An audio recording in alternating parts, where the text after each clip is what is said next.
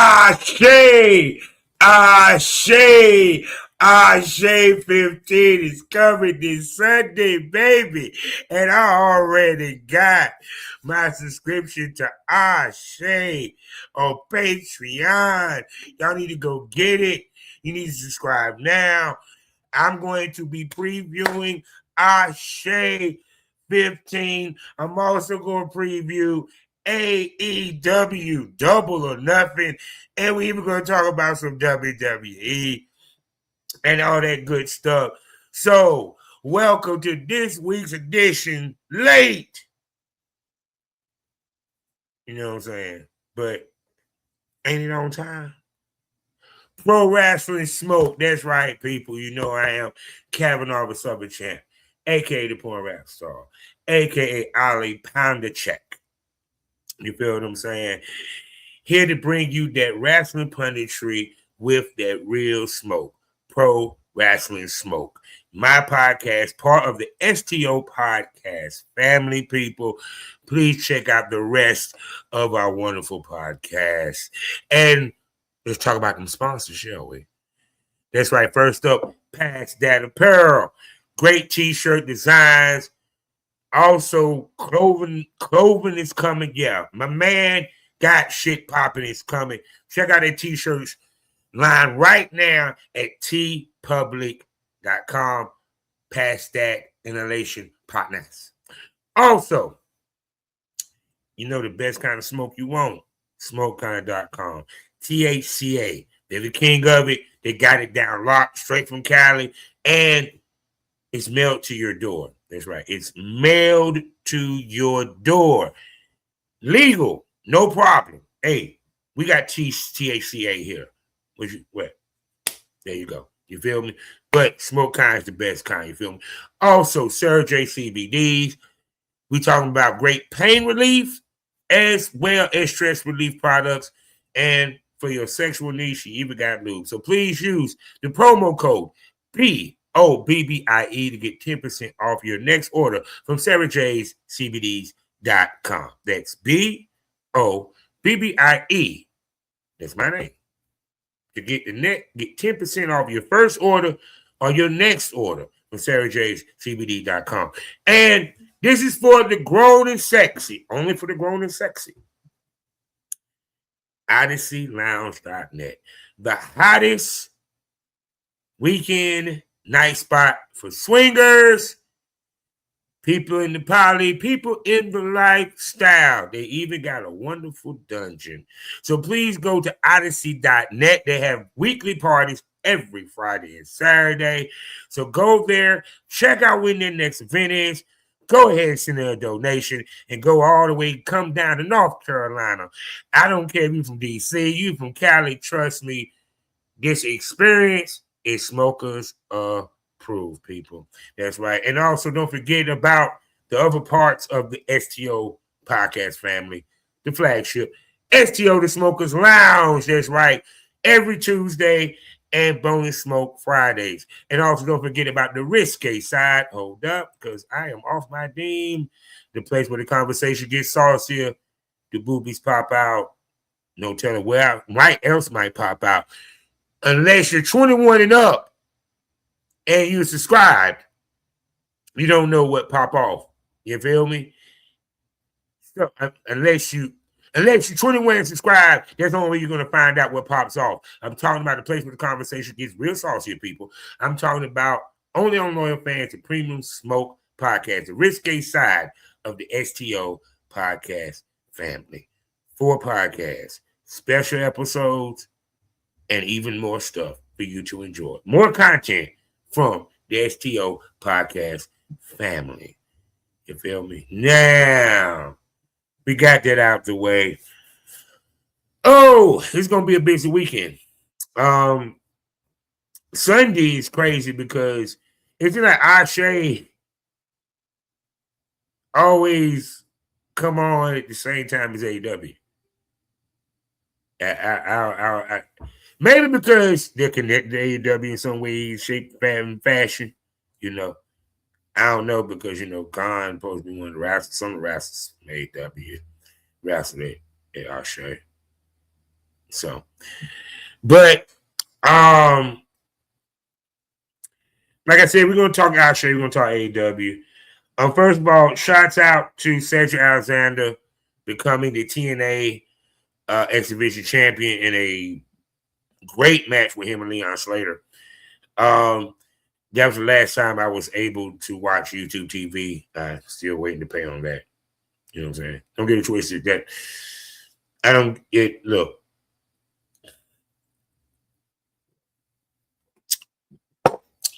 when you're investing back into your fucking business, you need to. We had to choose what we're going to pay for. So, you know, as long as I can see the other shit without YouTube TV, I just won't get to see SmackDown. But that's what YouTube for. Thank you. Now back to my point. Shout out to him. It was a good ass match. It shocked me that Leon Slater got busted open. I wasn't expecting that. I ain't expecting him to bleed. But it was a good match. I even like the interview that he did afterwards and all that good stuff. So shouts out to Cedric Alexander. Love segues, don't you? But not yet. Let's talk WWE because I'm going to say the AEW and the Outre because I want to get WWE out of the way. And the year now we have Clash in Italy coming up. And we having the build to that, to these matches. I think we pretty much do have the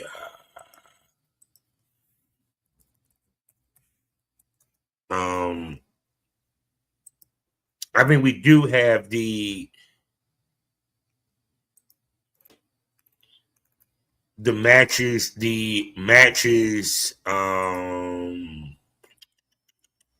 some of the matches set up. I'm trying to see now. Yeah, people, because this is one I didn't pull up because I'm sorry. I just didn't feel like doing all that. But anyway, we know for certain Cody Rhodes will be going against Gunther, and then, of course, Tribal Combat, Roman Reigns versus Jacob Fatu, which was set up beautifully, I may add. Which is interesting. I like how LA Knight is foreshadowing he's going to be at odds with the Usos and the Bloodline. And the reason why I'm saying this is because, all right, let's think here, right?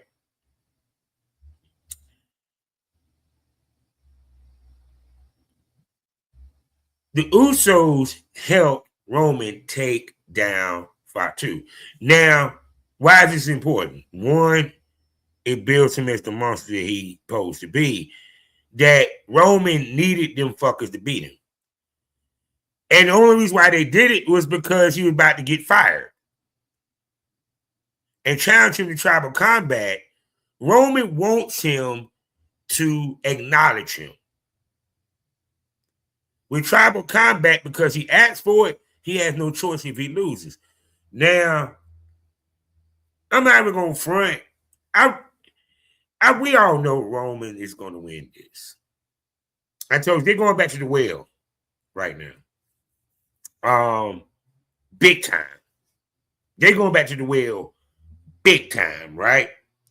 And the reason why they're going back to the well, because TKO is looking at what's making money. And when they sat back and looked at what made them buy WWE was when the Bloodline was on top. So now, in WCW had the Horsemen, now we about to have this run with the Bloodline. Because they probably had two Bloodlines. They were like, well, shit, then Solo ain't going to be in the main Bloodline. We're going to give him a Bloodline on SmackDown. So we have a Bloodline Samoans on SmackDown. We trying to fire two of them.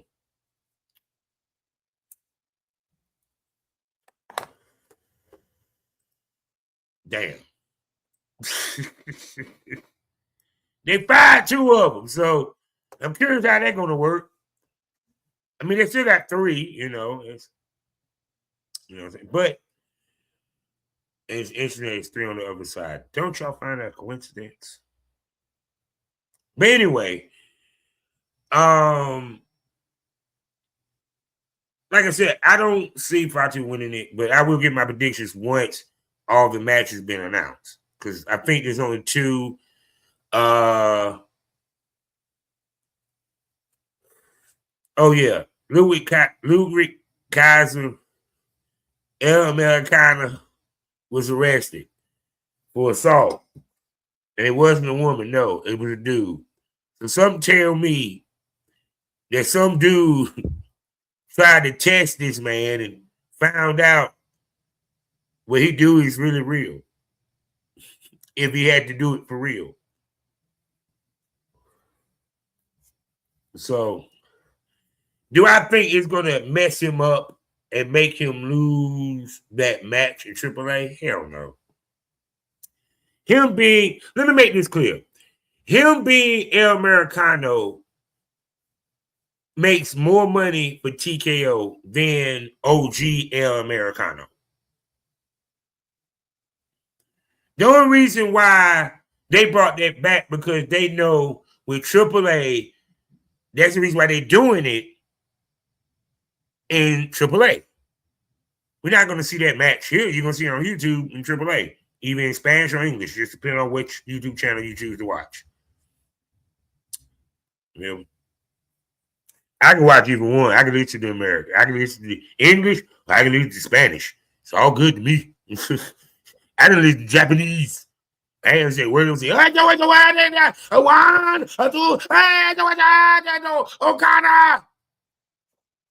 So, I mean, I'm just duplicating out there with Simon. That is not a racist thing, please. Anyway, back to my point. So, crazy that he got arrested. I was like, well, damn, okay. And also, I heard that Enzo Amore, my name is Enzo Amore, a certified G, bonafide stud, and you can't teach that. At the same time, wait a minute, Big Cass. This is Big Cass. He is 7 feet tall, and you can't teach that. Contract is, I think, about to come to an end. Now, what's so funny about the fact that all this is happening? And that it was reported that Enzo was at, this was reported by everybody, but I listened to Angle, shouts out to him, Wrestle Talk, I listen to them, I listen to everybody. But what everyone is saying, you know, I'm just giving my opinion. I'm not a news guy, I just give my opinion. You feel me? Yeah. What everyone is saying that he was at the Performance Center. So, yeah, he's coming back. But what's funny is, got to get you on the drum roll.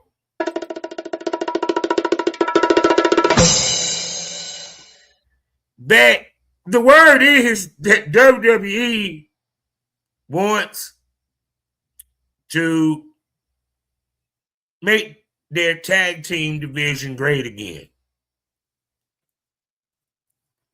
Let's dissect that.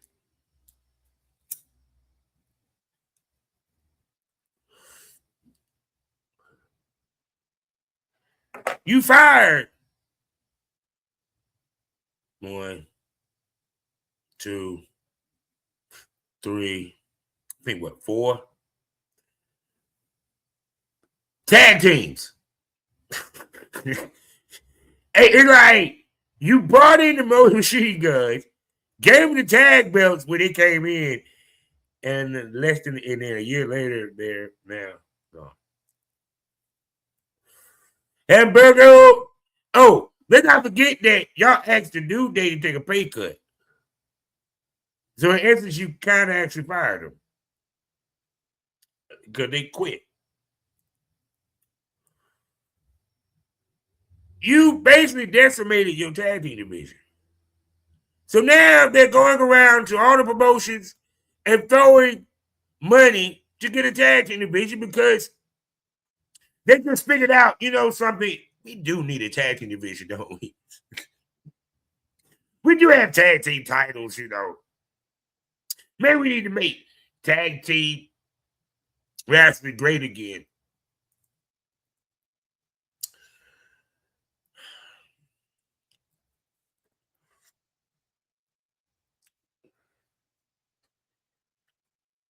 You fired the Motor Machine Guns because you felt they were too goddamn old. Let's keep it 100.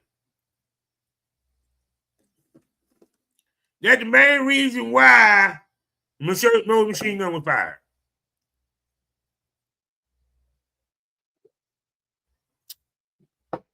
You have tag team. It's crazy that tag team wrestling, I'm sorry, whether it's men, women, whatever, is an exciting part of pro wrestling. I get, even though, yes, the promoter wants a single wrestler. We want the world heavyweight champion. But you know what some of the other draw is? The tag team champion. I grew up with the Road Warriors, the Rock and Roll Express, the Midnight Express, God dang it, the Fantastics, the Fabulous Ones. You know what I'm saying? God damn it. Got them Demolition, the Heart Foundation, the British Bulldogs. I can go on and on.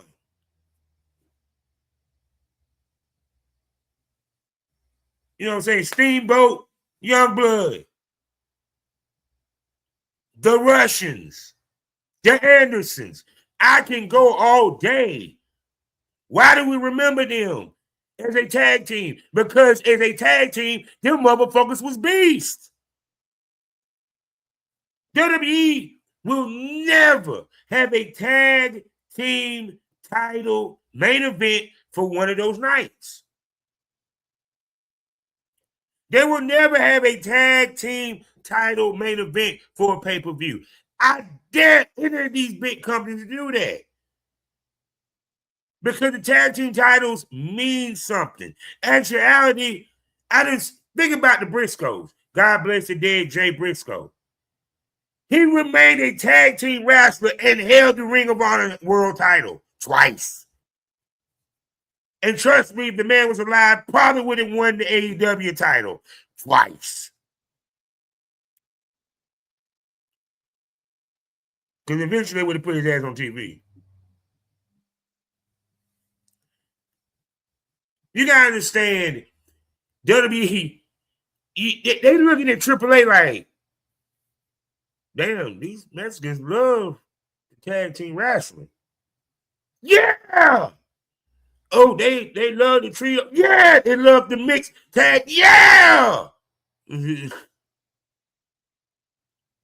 Tag team wrestling has always been a part of this business, man. Part of pro wrestling. From its inception to now, the tag team titles mean something. The problem is that they just figured it out now, and now they're like, wait a second, we need to get tag teams. Oh, for cheap. So, which brings us back to Cass and Enzo. Cass and Enzo sold merchandise. They were popular. Even though I never understood why they never got the tag titles. I never understood that one. But they were a tag team that actually could exist without the tag title. But y'all better put the tag titles on when they come back to NXT because shit, y'all gonna bury these fuckers against the tag team?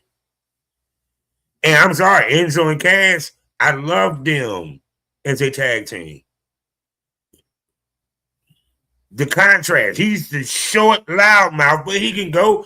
But you got this big motherfucker here. It's like AEW, I understand that they kind of like, I see why everyone kept saying Memphis with them because Memphis, it really wasn't about the big guys but so much. You feel me? That was WWE. You know, You didn't see a lot of giants win the NWA world title. So it's kind of like,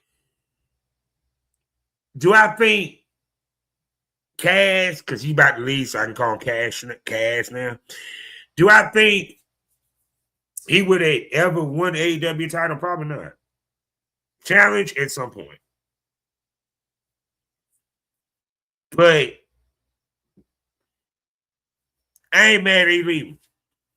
You know what I'm saying? I liked him as damn, I forgot his name already. Now that they talk about he leaving. So he's Cash now. There you go.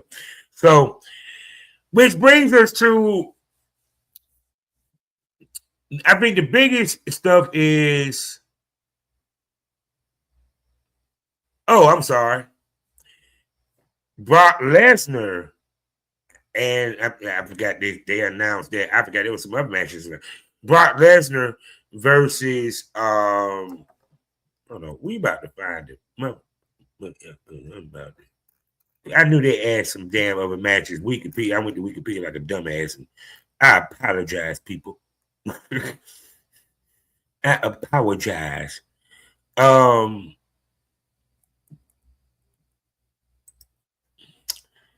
You go to the goddamn source here. Yeah, because I'm acting like I'm a fucking idiot. All right.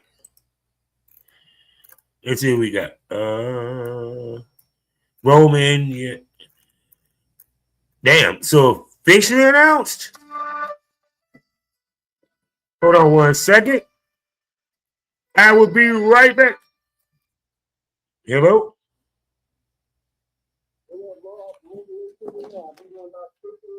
Okay, then. See you soon. All right. Yeah, I will be stepping away with a be right back. Be right back. But anyway, back to my point. I'm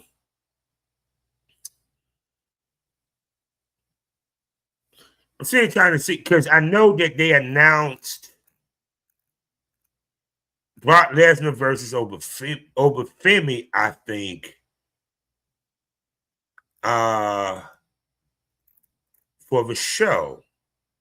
But the only one they got listed is these two matches, but not the rest of them. But I know Brock Lesnar and Obafemi supposed to happen. Now, Brock Lesnar supposed to came back out of retirement, which I already know what the story is going to be.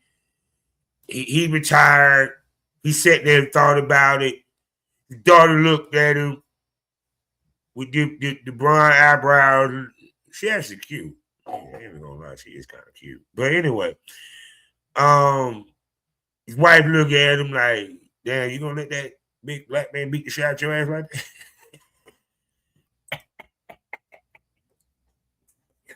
I ain't saying that racist. I'm not saying that. But I'm just saying, like, damn, Oba whooped your ass, dear. Oba beat the shit out of you.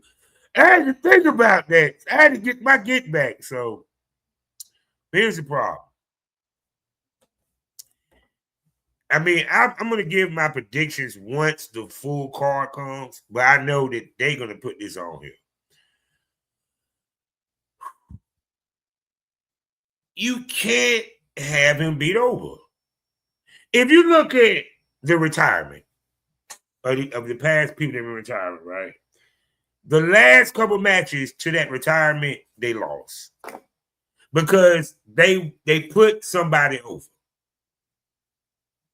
It's fair to say. They put somebody over. All right. And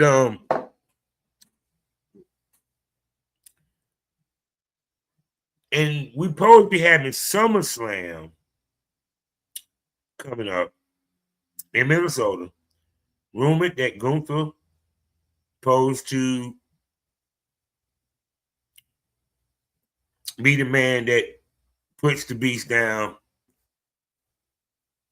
forever. So I don't see, they'd be dumb as fuck to have him beat Obafemi.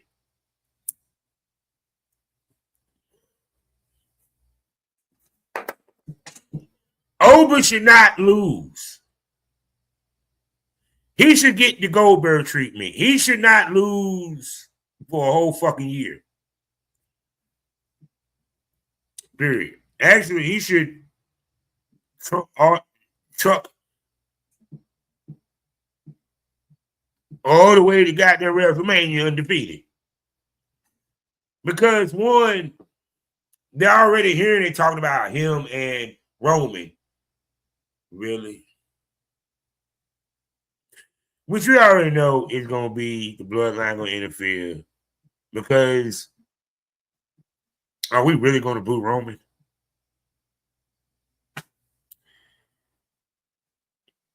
Because it's kind of like,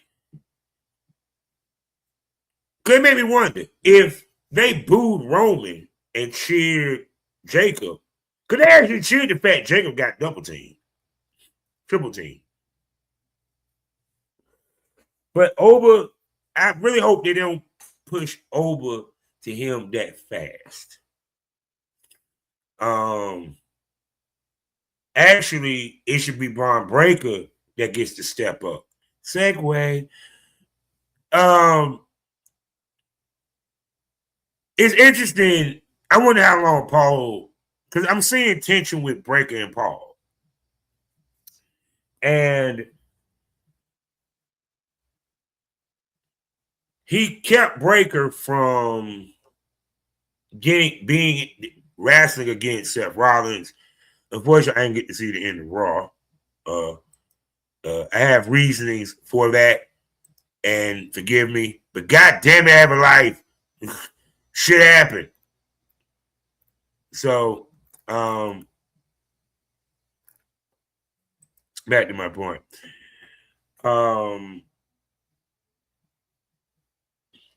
I think, like I said, it's interesting how they're doing what they're doing, especially with the Street Profits. Because I think at some point Street Profits will be challenged for the tag titles. And I know they got Seth. I think they're trying to set up Seth and him at, you know what I'm saying, Saturday night's main event. Because I know they had a match. I think the announced match that supposed to happen Saturday night main event. I forgot. It escaped my mind right now what they said. But I know that's coming up, I think, after Clash in Italy. So we shall see. Or what have you. And now we're gonna move on from WWE because SmackDown, we're gonna move from the main roster. Because SmackDown, to be honest with you, is truly just a clusterfuck. Other than Gunther and Cody, because we got the tag titles with Priest and R-Truth against the MFTs.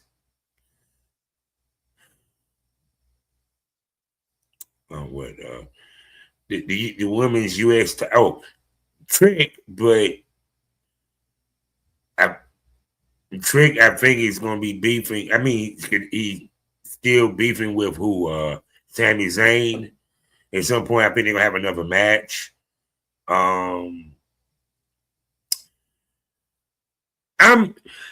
want to see what they're going to do with Trick with this title run, because especially once he gets past Sami.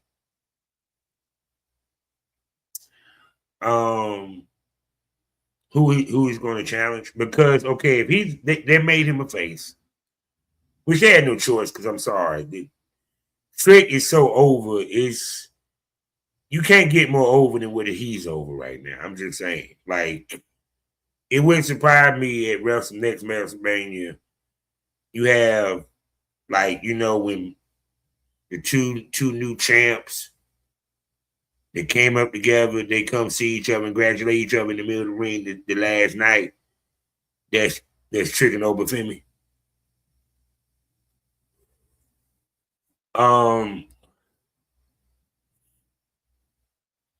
Like I said with Oba, I mean, but not over. With Trick, I want to have a good opponent. You know what I'm saying? Especially after Sammy, because really, the Sammy to me was kind of stale. Don't get it twisted. The Gingerbread Man was a wonderful thing. It was a great laugh. But now he needs somebody that's gonna really bring it out in him, and I don't think Sammy can do it like that. See, because when you look back with Trick, it began with Carmelo, the Obafemi, the Javon Evans. He had opponents and rivals that brought out and made him stand out. You get what I'm saying? And to me, it's kind of like with him and Sammy's feud, just to be honest with you, it's more about comedy than the actual rivalry, the intenseness of it, you know. So I don't we'll see. It's like a lot of the shit on SmackDown's a little brand. Honestly. Of course, we still have the women's title situation, but that's a clusterfuck with men itself because even though, don't get twisted, I think they're doing a decent job with this because one, you have Paige, you have, Nikki Bella. Then you have all these other female tag teams that's coming after it. And they haven't broken up any of them, surprisingly. Surprisingly. Because WWE has a bad habit to break up good things. Because remember, it's all about the single wrestler. We just put you in a tag team to keep you busy. Until we figure when we want you to have a singles run back at the belt. Because at some point, if Rhea does not lose the title, expect another feud with her and Flair. We getting the semblance and starting of it with the feud that they're having now with Fatal Influence, who, excuse me, I have to. SmackDown, the main roster, for bringing those sexy three ladies up. Have y'all not noticed that all the clicks are three people? Except for Birthright. They're the only ones that is more than three. And Evolve, what? The mugs. But I'm just saying, is what is it with the three? Is this something that they ain't telling us? Is this some Illuminati shit? Because it seems like three. But I guess because, I think this is just my theory. Because of trios and 6-man is the most used number for a tag team match.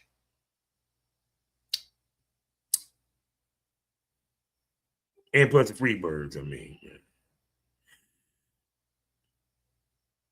A 3-man team or 3-woman team seems to be the overarching theme in pro wrestling. That,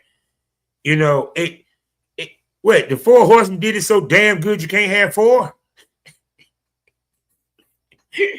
I'm just saying, it's like, it's 3, 3, 3, and 3, and 3, and 3. Lots of threes.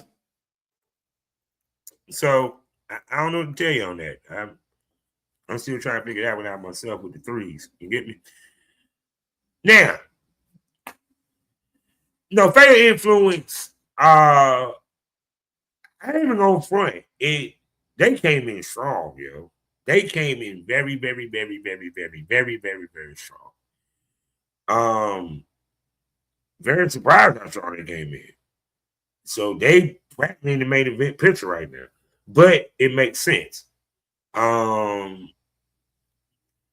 Do I think when Mandy Rose was around, it was, Priscilla Kelly as well as JC Jane, could they have made that jump to the roster as a 3? No, because at the time Vince was there, he wanted Mandy. Which made me wonder, will Mandy Rose ever come back to pro wrestling? I'm just saying. I actually like her.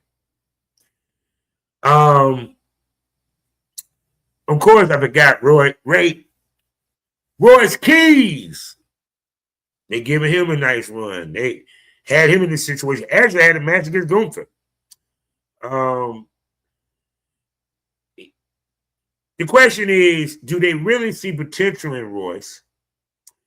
Or is it because he was an AEW guy that they got?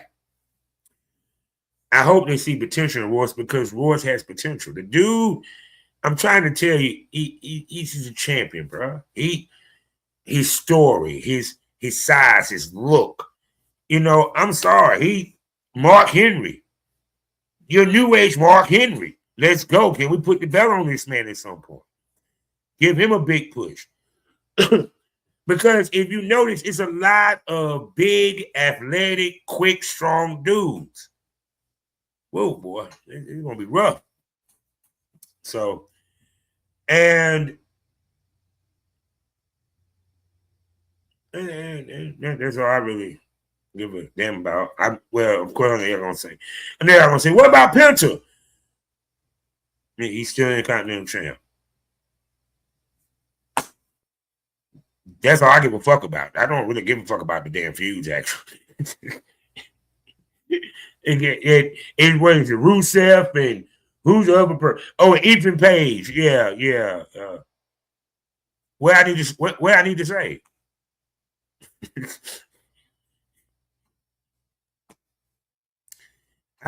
I'm sorry. They could have left Rusev out of it. Actually, let's talk about that for a second. Okay. Why is Rusev even involved? And of course, oh yeah. Am I correct?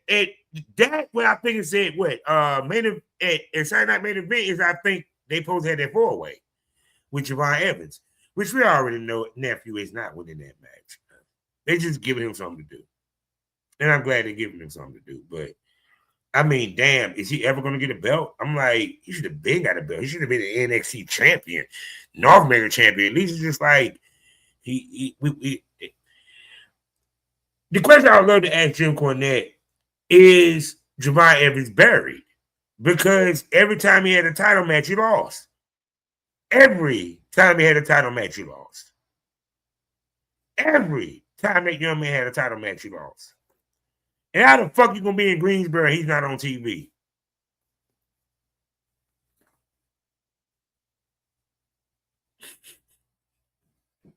I had to bring that up. They in Greensboro, and my nephew from Greensboro, and damn if he won't there.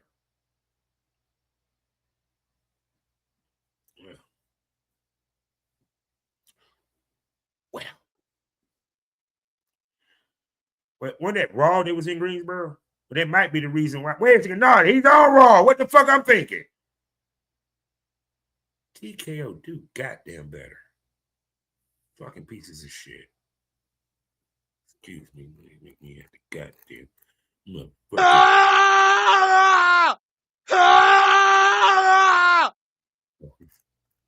Anyway, back to my point.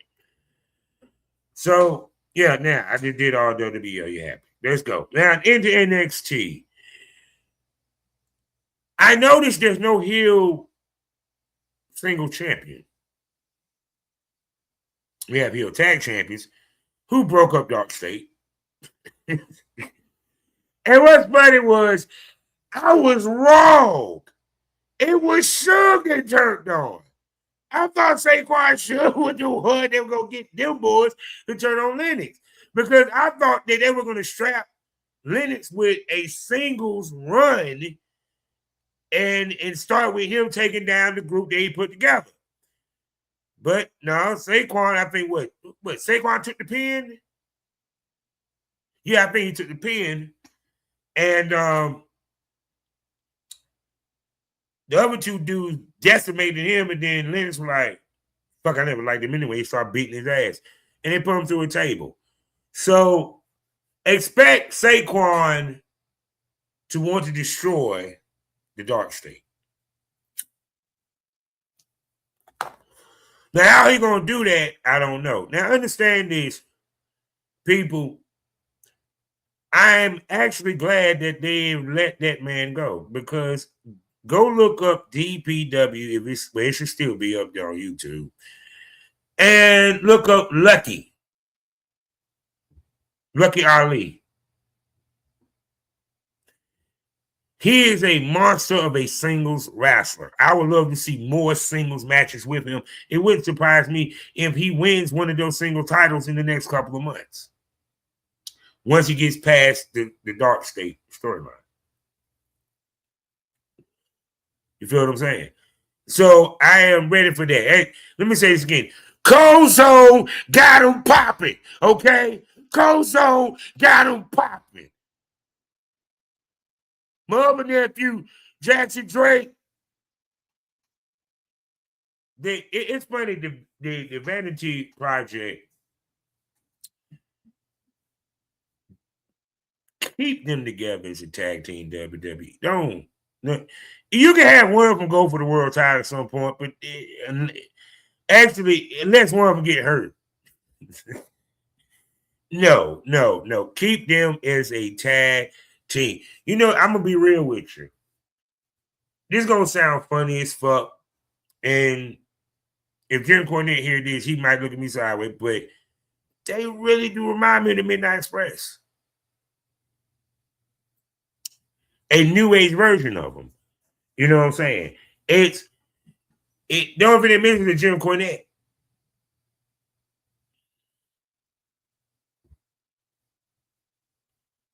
Because, see,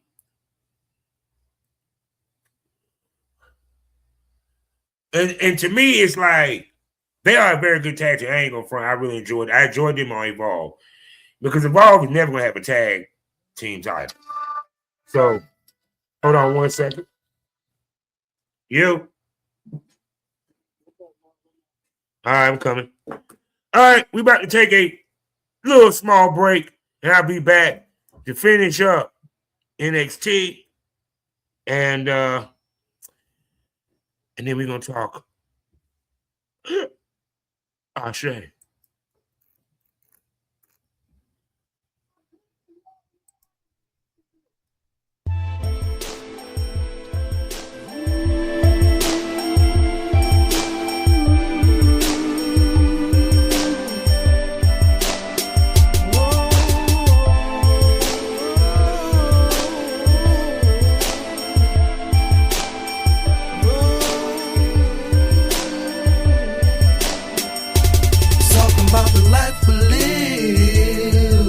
Some hustling niggas gotta pay these bills. Shit in the feel is real. We some bustin' niggas with license to kill. If you way down, you better chill. We not joking niggas, shit we say is real. Paper chasing is how we live. We some hungry niggas. We hustle for the dope. We hustle for the show. The life of luxury is not a dream no more. But everything has a price. I only retire if I read those Miranda rights. Fuck life if I can't live it right. Shit's nice, but ain't sweet. I got 2 kids that wanna eat and some dogs that wanna feast. I hope you wear a bulletproof fleece. It's the law of the streets. No one eats before me. That's the psyche of a king. Don't need a diamond ring to prove my damn thing. Just let the streets sing. If it's a lie, I go to war for the lie. We back each other, play like an offensive line. My uncle told me to watch those who drop dimes, cause the last thing you wanna do is some time. Law of the streets, baby, the life we live, yeah. Talking about the life we live.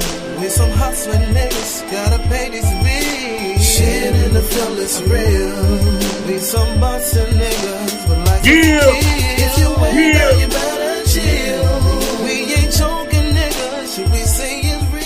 Paper chasing is how we live.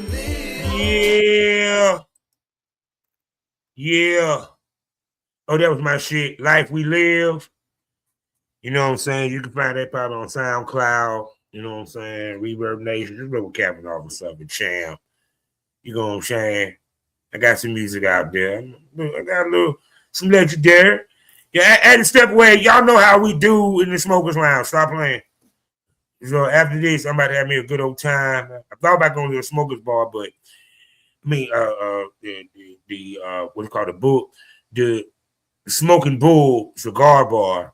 But it's raining. I don't know if I feel like going out there in the rain. Yeah. Now, back to NXT. So Mason Rook is the biggest, I guess, story. The match that they had, I'm gonna be real with you. That tag match wasn't that great. I'm sorry.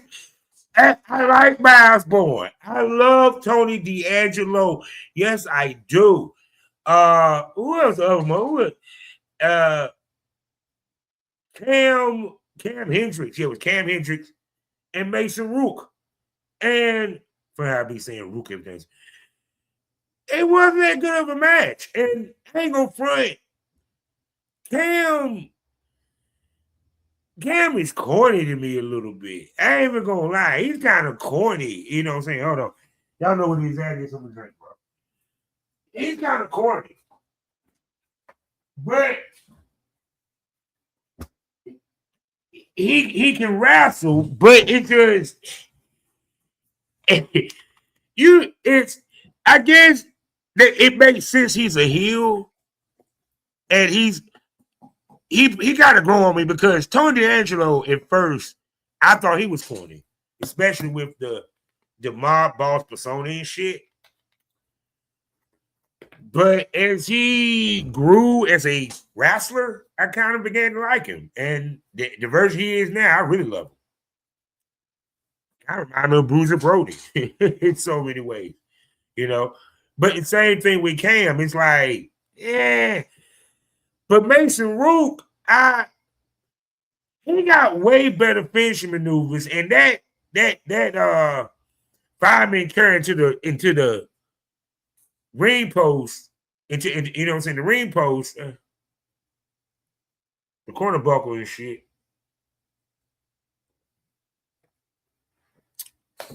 I'm sorry, I ain't feeling that shit.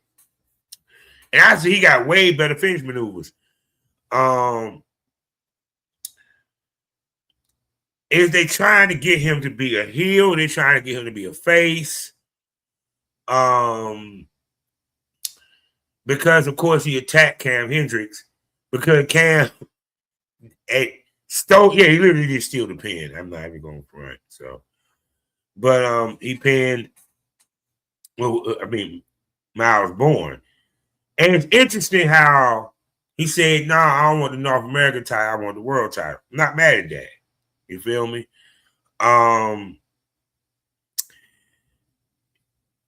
Tony D'Angelo's title reign, to me, ain't as popping as previous title reigns.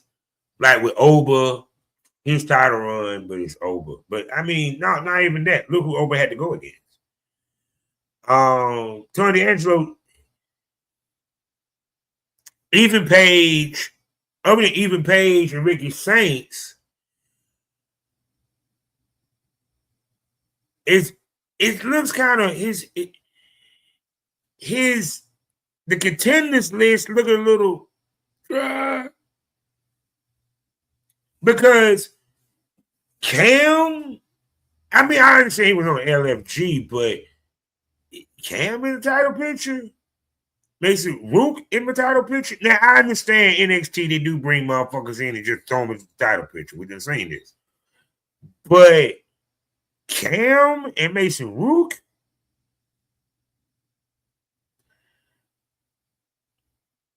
When you got Tarver.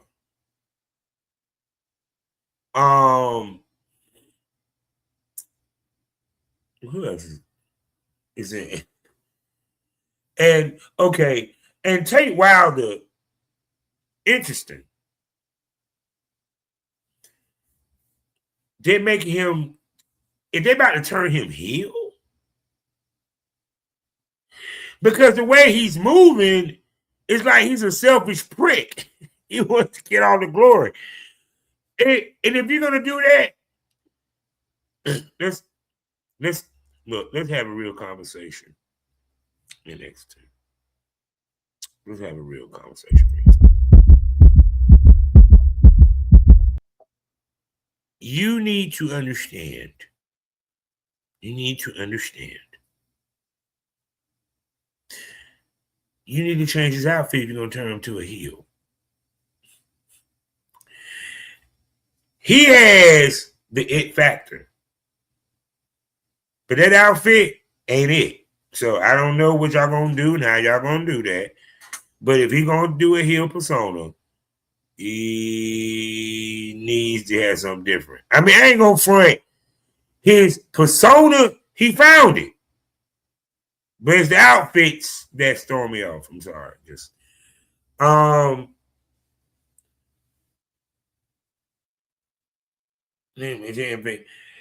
course they continue with Jada Parker and Natty.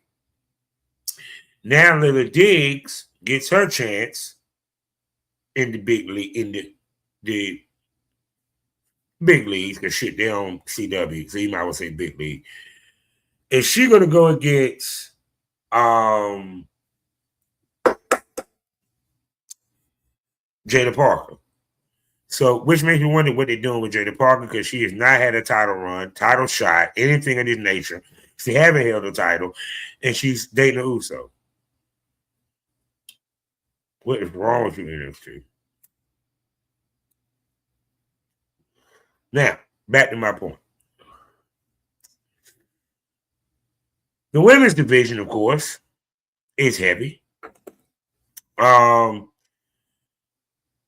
We have Izzy Dane, Kendall Gray. On the outside looking in right now is, God damn, what's that fucking name? Kalani Jordan. And then, of course, Kalani got attacked by, Rhea Sinclair, and they about to have a match. Funny how it's not for the speed title. Peep that. But,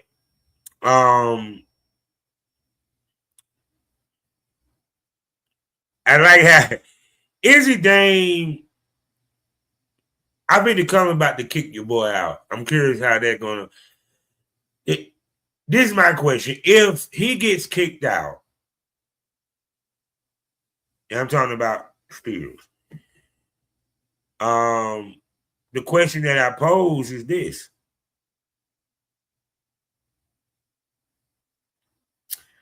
Is he going to do the Judgment Day thing where he was the leader, then he kicked out, and now he wants to take them down and finds another girl to do it? And I wonder who the girl is. Now, actually, I would love to see Shawn Spears always with a click and a diabolical mastermind.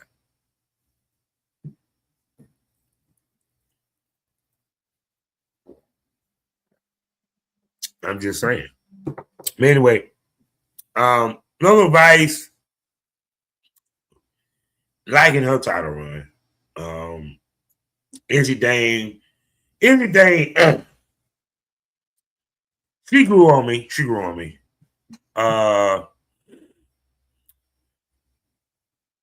makes a great heel, and she's good on the mic. I ain't gonna front. I don't mind her being fed to Lola Vice. I think your next champion is either going to be Tatum Paxley, or actually, if you want to be honest, Kalani Jordan. Because she had the test run as a TNA champion, which they used to turn her heel. Because if you notice, she became a heel. By necessity, because the locker room kicked their ass out. Oh, no. See, do you understand that Kalani Jordan is a reluctant heel? She wanted to be liked, but they didn't like her, so she said, fuck it, you don't like me? I don't like you neither, bitch. I'm going to give you a reason why not to like me, bitch. And Kalani, she looks it, man. I'm sorry. She looks championship material. So, and that's all I got to say about NXT, because I'm done with WWE. Damn it. It ain't about WWE. You know what it's about? Ashe!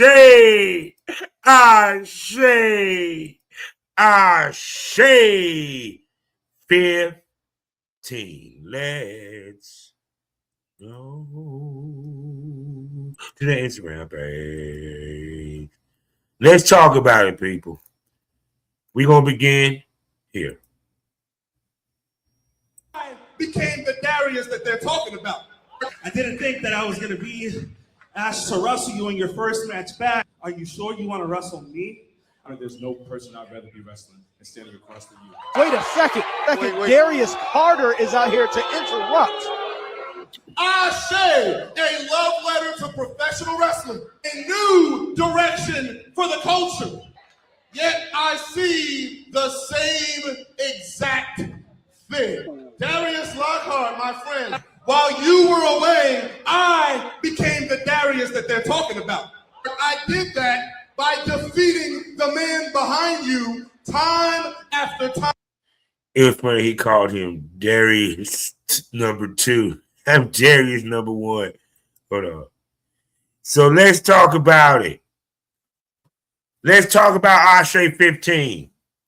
Ashe 15 will be coming from Charlotte, North Carolina, Bloom Studios.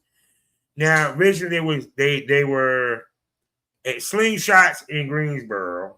Not in Charlotte. That was in Charlotte. And I think they did the anniversary show at a gym. So they found an actual studio, which I didn't even know that was there. And they're doing their show now. Now, let's talk about the lineup, who's going to be there, and my prediction for each of the matches. Now, I know there always going to be some surprises that Ashe always do. And that's what I love about Ashe. They let me give you big face for a second, then we go back in.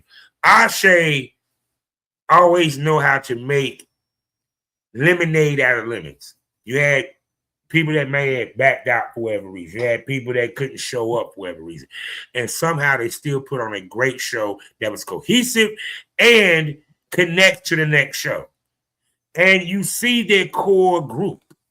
Oh, but did I mention they're all black? And so, yeah, for all you Queens of Spades, BNWO, let's go. So now, where were we? Let's go here. Now, first up, we have a triple threat match that was announced. Treehouse Lee. Yeah, you have the audacity to put me in a triple threat with Ian Maxwell and Owen Knight. They're beneath my talents. Because as I look through the breeze, is my brother, Saeed Al-Sabat.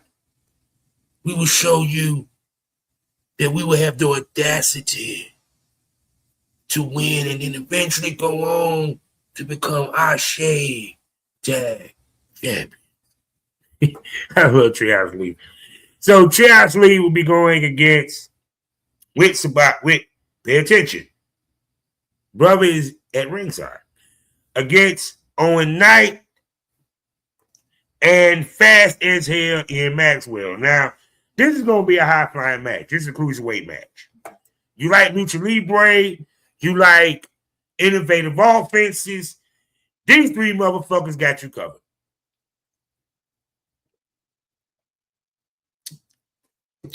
Owen Knight is a heel. He plays a heel, talks a lot of shit. Of course, Ian Maxwell's a face. And of course, Treehouse Lee. So you got two heels versus a face. Now, Who I think going to win? Trios Lee. The reason why, because one, he's in the tag team division. They're pushing the Audacity as their top heel tag team, other than the tag team champions. So you want to keep them strong, especially Trios Lee. This is going to be a good show about all three. Trust me, it's going to be banging. So boom, there you go. Now, next up, let me see it. We'll get to the heavyweight title. We'll get to the main event in a second. Next up, the Ashe Tag Team title match. Interesting pairing. Okay, look. I'm about to bring this in for a second. Excuse me.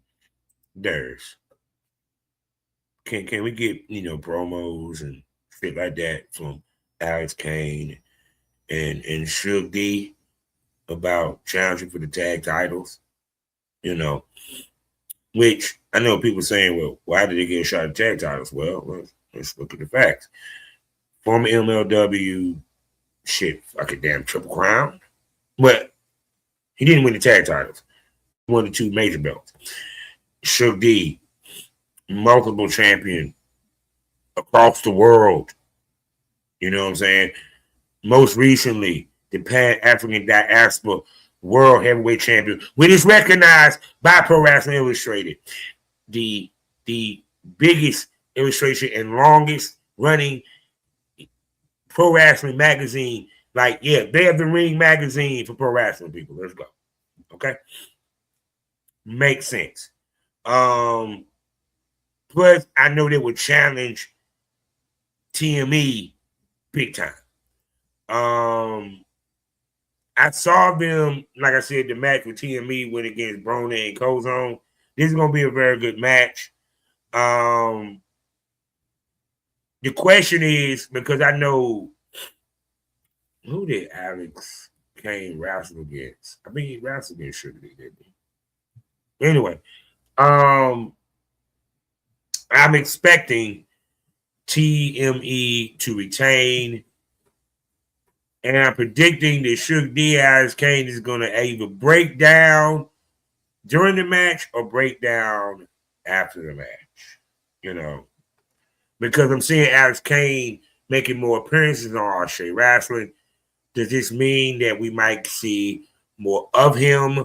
Will he be challenging for the Ashe World title at some point? We will see. All right, now. Next year. Okay, I'll jump in again. Sorry, I'll jump in. Go back. Okay. Right. Good. Here we go. Now, we have a tag match. Now, what's interesting about this tag match here is this is teacher school versus school. School versus school. Now, let me explain why. Soulfly Manny Lowe is being trained by LeBron Kozone. Now, of course, Dante Khalifa is right now in the midst of a feud with Kozone, but he decided to learn from the tutelage of the Prime, the King, the newly crowned X Division, the TNA X Division champion, Cedric Alexander.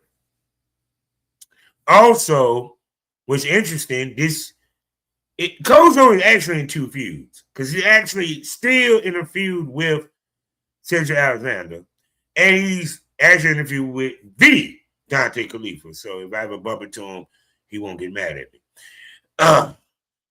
So this is going to be an interesting tag match. What would be interesting is if Kozone wins, if Kozone then win, and he gets a pin on Cedric Alexander, which might sell the X Division title match at Ashe, because we have had a X Division title match at Ashe. Yeah. Let's keep it 100. And LeBron Kozone did wrestle for it, and I think did sign something with TNA. So it's a good possibility we could get that now. But Cedric didn't want to win because Cedric is the X-Division champion.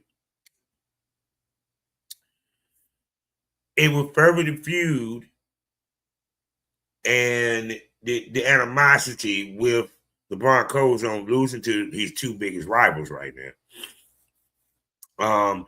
Will it be shenanigans? Probably so. We'll see. You know what I'm saying? But that's my prediction. Now, let's see what else we have. We have a singles women's match for the women's division. We have Amara Rose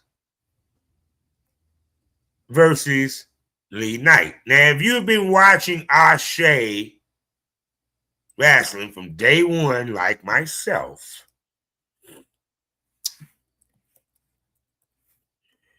you would know who Leah Knight is. She's been on the show a couple of times. She has been popping over here. She's from England. She's in Wrestling Progress. She's in Wrestling on TNA. I think she even did AEW at some point.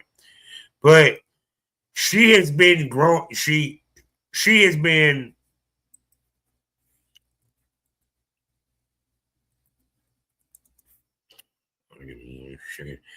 she is basically been doing her thing.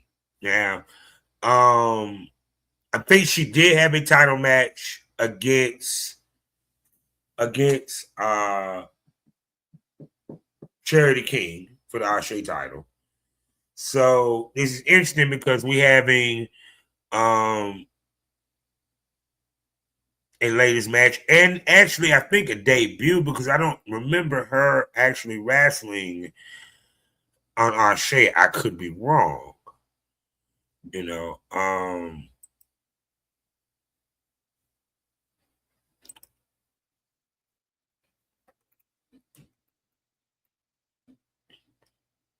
okay. Oh shit. And I'm actually checking out some shit here. Let's take a look, Sean.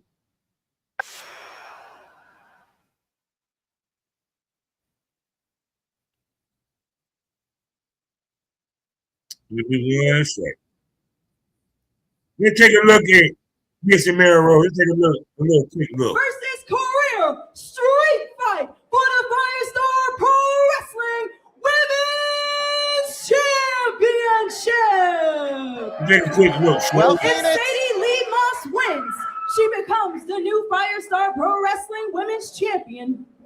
If she loses, she must retire from professional wrestling. Firestar Pro Wrestling. This is on There is no Amara time Rose's limit. YouTube page. Pinfalls must be Take a quick inside look of the at ring. what she And it works is with. scheduled I've never for seen it one before. fall. Let's take a look. Well, That's my girl, Phoenix, my Nadia. friend, you're new around Yes. these parts. Let me Nadia introduce Hunter. you to a legend. Shots out. The first female Bull graduate City. of the Firestar Pro Wrestling Academy. Somebody who in the ring and outside of the ring has been the mother of this locker room for almost 8 years, and that is Sadie Lee Moss. Yeah. Okay. And Who the wants some crowd cookies? going crazy for the return of the cookies. Who wants some cookies? Sadie Lee Moss, the innovator, the 2.5 years. Will that come into play tonight? Since that time, the menace has arrived. And the menace has taken over Firestar Pro Wrestling. Many believe that menace arrived because of mistreatment by Sadie Lee Moss. And the fact that she was the referee when Amira lost her first championship reign at Wrestle Revival 2024. We can TLDR it right here and right now, my friend. And right that is now. the fact Women's that wrestling in 5 years Ashe worth of history is between these two, top that notch. they come to a head forever here tonight. It all These comes ladies to get full down. force here tonight in this street fight title versus career. Glasses were still on. The introductions to finish here. And right away going after that top rope. Let's see what she ready to do. Oh! Yeah, and street fight rules. You heard Nadia Hunter. Pinfall or submission inside the ring. But besides that, anything and everything goes. Sadie Lee Moss said she wanted a fight with Amira Rose. A fight. She talks shit. I like that. Amira Rose has had such a grip here at Firestar like that. Pro Wrestling.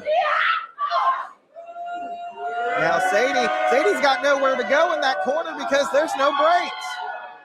There's nothing referee Silas can do about this, Phoenix. Referee's only here to count the fall or the submission. Oh! Flatliner into the turnbuckle. Five-star Pro, let's go. Five-star Pro, let's go. Sadie now moving to the outside of the ring. Five-star Pro, let's go. Five-star Pro, let's go. And this North Carolina, bloodthirsty. Well, guess what? The Firestar Pro Wrestling Women's North Carolina people. Insane. And Sadie Lee Moss stand up. Let's go. Fits right back in. Watch a little bit more of this. Yeah. I will. I didn't see him earlier this day. She beat it with the tab. Using that spatula. That's got a whooping it hurt for real. Just cracking that against Sadie here. Oh my God! Damn! Oh yeah, get it back to her. Oh, broke it off. All right, that's enough. If y'all want to see more of that, actually go to her page or go to Firestar Pro, or actually, if you're ever in North Carolina, actually they got a show coming up. I think Boxcar. Hold on. Yeah. I will announce that later, okay, people? This is about Ashe. Now, back to Ashe, shall we? Like I said, so she's the 5-star pro champion. Yeah,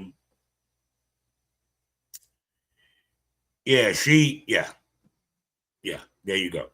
So now, oh, by the way, who I think gonna win this? I'm sorry.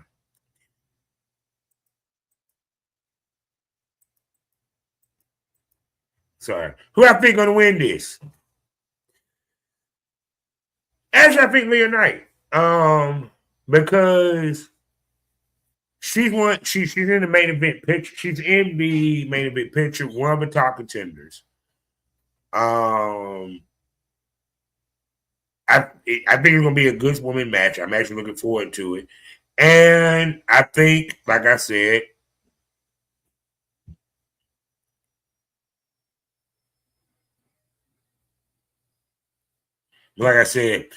I think I was reading something. I'm sorry. Other words, I say Leah Knight will be the winner. So there you go. And we have another women's match. It's Auntie Joe will go against Cena Zion. Now, I haven't seen these ladies, so these is 2 debuts. You feel me? See if we can let's look up Auntie Joe. Let's look up Auntie Joe, shall we? Auntie. I see this is gonna be a 3-hour show, ladies and gentlemen. It's like, wait a second, this motherfucker doing 3 hours, goddamn it. What the fuck by himself? Yes. Let's see. Do we have pro wrestling Auntie Show? Let me see here. Pro wrestling. Some tell me she's 5-star pro.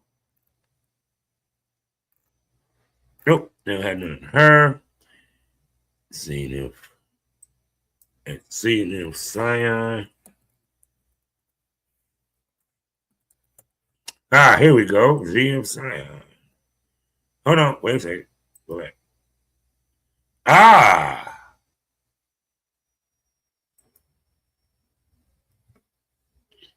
Here we go. And it's Phoenix. That's nice.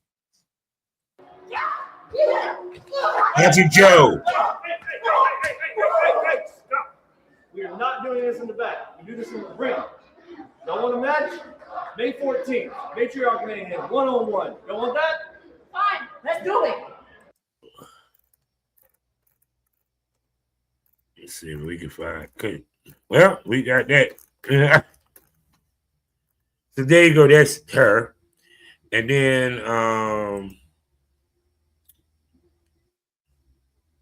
hold on, man.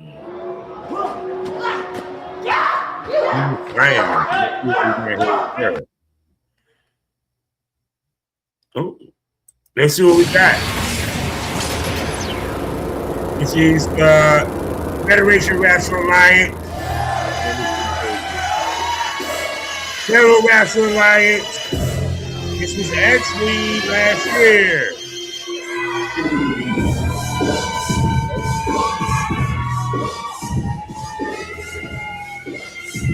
Jazz making a strong entrance here at FWA.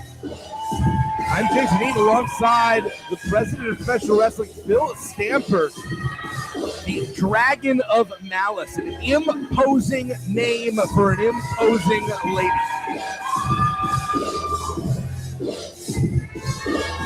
Let's just see some tremendous action right here at FWA. Dominion 5 underway. The Southern Striker, Jasmine Howe, as they like to say, she is not the lady to mess with. We watch it right now, Zena.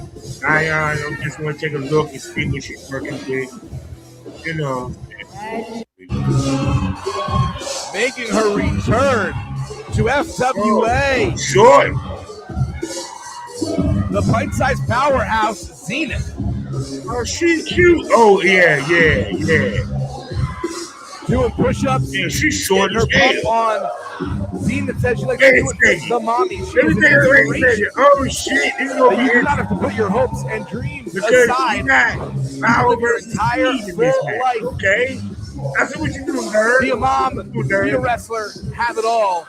That is the mentality of. And take a look at Miss Pint Strap Powerhouse. Singularly focused right now on establishing dominance here at Dominion. Oh, okay. Let's see what we got. We are getting started here right now, and Jasmine Howe saying that Zenith needs to be checked, and Zenith saying basically what you see is what you get right now with my gear. I'm not really hiding anything, and it's a fair point. Gotta be all about 5'5". Jasmine, methinks she doth protest too much. I'm mad she making her check. He's making him check. Let's go. Let's see what we got. And now that justice has been evenly dispensed, Jasmine Howe seems ready for the competition. We've seen Zenith here at FWA before. Bro. She's looking Let's to start playing. Rebound. Let's get them all. Let's get them all in our shape. Higher up the card, and a strong contender here in the FWA. Jasmine Howe has been making a name for herself in the southern scene and in the mid-Atlantic. Zenith, all muscle, pure power despite her smaller stature, whereas Jasmine Howe, known for her strikes, known for her high-impact offense when it comes to limb work. Wait a second. First blood, first pinning attempt goes to Zenith. And Zenith right now using that low center of gravity to her advantage. Nice! Leapfrog. Oh, wait a minute. Lake Lariat able to connect. Great height there by Zenith, who only gets 2, but has taken an early lead here in this contest. Zenith not trying to keep Jasmine grounded. Because, like I said, Zenith trying not to let Jasmine Howe really get off the ground. Damn! Trying to get some distance, but Zenith comes back, charging right to the face. Cover 1, 2, take out by Jasmine. Some call that the rear view. All right. That's enough. You want to see more? Right now, I should have put. Let me see. Yeah, I should have put they stuff in the what we call it, but yeah. Like I said again, check out. Let me see here. I'm gonna say it again. FWA Dominion 5 is on YouTube. I'm actually about to subscribe to Federated Wrestling Alliance. That's what it's called. You check out her match. You probably have a great match that they have. I think it's gonna be a good match. I think Auntie Joe wins. I think it'll be a good match. I hope they give them time to really showcase themselves. Don't do it WWE. And I think Auntie Joe wins. So, then of course, Darren Bingerston is back again with a hold for hold challenge. My question is who he's going to go against for the hold for hold. It would be crazy if John Gresham pop up. You know what I'm saying? Wanting to face him. It would be smooth if it was Lee Moriarty would pop up to want to face him. For anyone that don't understand what the hold for hold challenge is, it is the equivalent to pure wrestling. The pure wrestling, you know. There's no striking. It's all about pure wrestling. The question is, I wonder who he's going to face because he is an open challenge. So curious about that. I guarantee you. Let me see. I guarantee he's going to win. Whoever it is, he's going to wrestle. Now we have a tag match, which should be considered a number one contenders match and a rematch to a certain extent. Is the Ugly Gang with Chase Coleman will go against the Top Shooters. The Top Shooters had actually a very good match against TMA. They had a chance to win the title. They didn't. Ugly Gang, last time they faced TMA was in the finals of the tournament. Ugly Gang did defeat the Audacity finally. And then, of course, you had the backdrop of what happened with Caprice Coleman, which I'm curious how that's going to play out in this match and actually during the show, because you also got that going on. I think the Other Gang is going to win. The only way that I see the Top Shooters win is if either Caprice Coleman comes out and distracts them to a certain extent.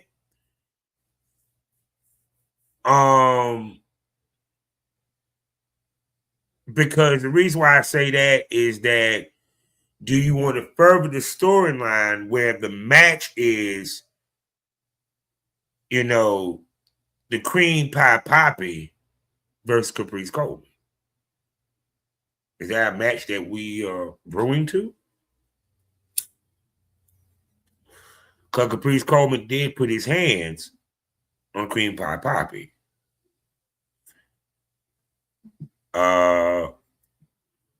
I don't know Caprice. Now I do know Caprice Coleman supposed to be making a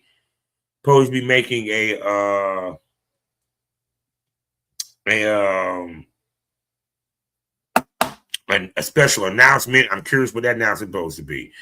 But no, my gut, I think Ugly Gang should win this to set them up against TME at some point. But it wouldn't surprise me the Top Shooters win, and it has something to do with Caprice Coleman.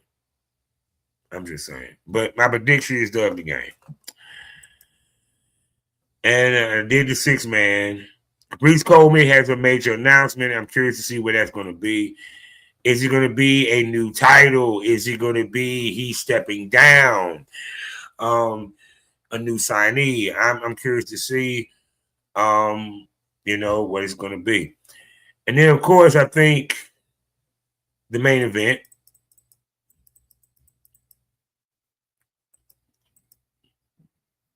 The main event, the Ashe men's title. Darius Lockhart, Intergalactic Soul, the owner of Ashe, gets his opportunity to hold the biggest prize in his company and take it from the man that has had this belt for what? Well, shit, he had no damn in 2 years, ain't he? Hey, hold on, let me think. Well over, no, he ain't for 2 years.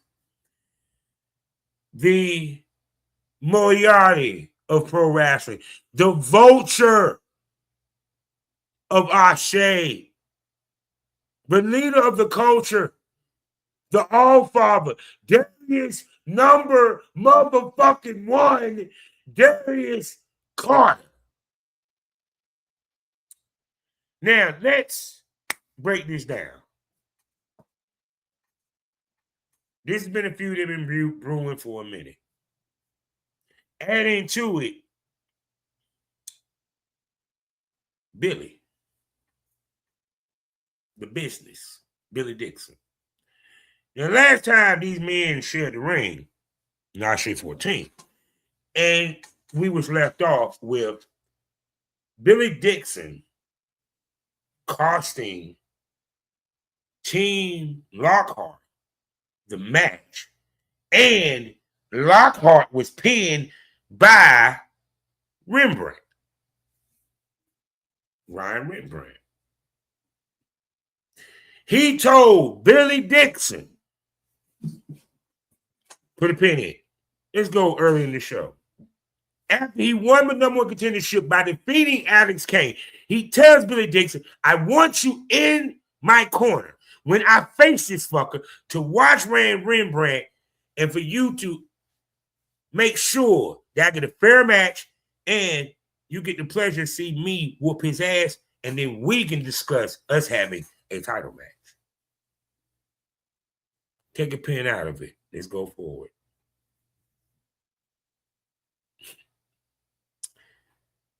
He costs him the match. And he tells him, I don't want you nowhere nearby the ring. Now, we come to Sunday. Who's going to win this match? This match is going to be a good match. The last time they wrestled, it was a good match. Actually, I think he beat him. Actually, he beat him to win the title in the tournament. Now,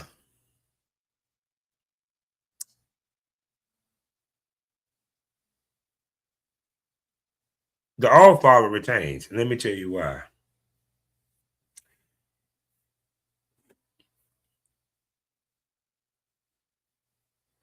At some point, Billy Dixon, the All-Father, got to have a title match. Now he said he's probably retiring in June. I don't really believe Billy gonna retire. Because he's becoming too entrenched with Ashe. To be honest with you, it wouldn't surprise me he only wrestles for Ashe. And he does promote his own wrestling shows.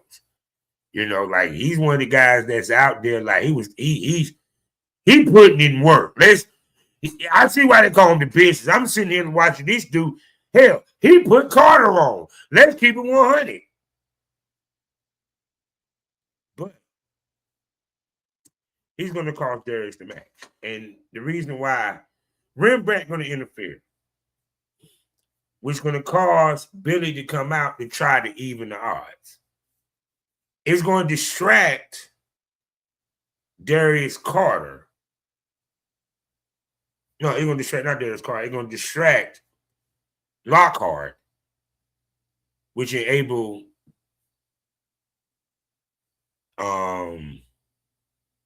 Darius Carter to capitalize and retain.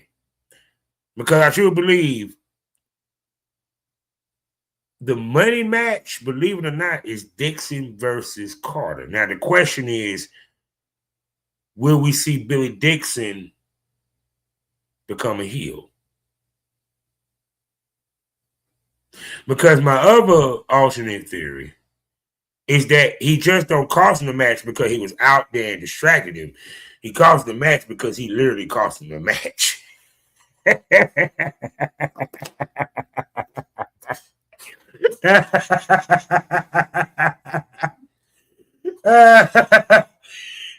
That would be a twist in the half.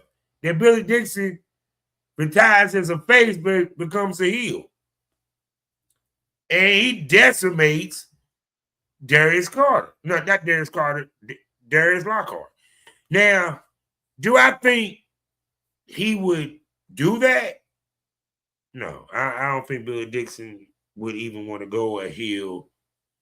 I don't know if he ever been a heel in his career. You know, but they don't seem like it. I mean, but what I think for certain, for dead certain, Darius Carter keeping that. You know, I hate that Darius Lockhart, he'll eventually get the belt. And I know as a booker, he probably don't want the belt on him right now because he's looking at it as, do I really need the title right now? Darius Carter is banging, and we need a guy that can run with that. Now, contender-wise, I'm wondering who's next. I know Yaya, of course, is going to be in the building. He's going to have a match with somebody. And I'm curious who that's going to be. He might be him in the whole challenge. That would be funny.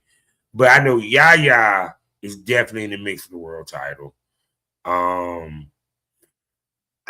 actually hoping to one day see him and Cedric Alexander again. So that's Ashe 15. So we're still waiting for Khan to pop up to defend the Pan-African Diaspora title. He only had, I think, one title defense. But the reason why, well, he's AEW bound, and this Sunday he is indisposed because he's in a stadium stampede. Now, with that being said, hold on.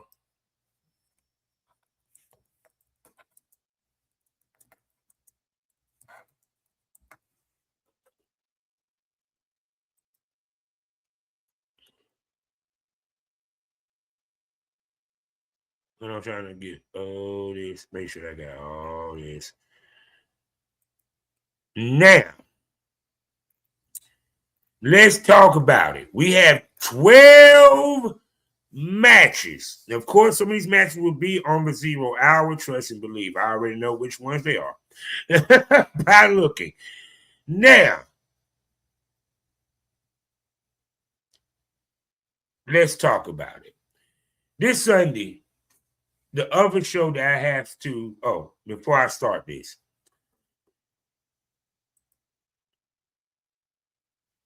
Hold on. Before I start this, let me bring myself in.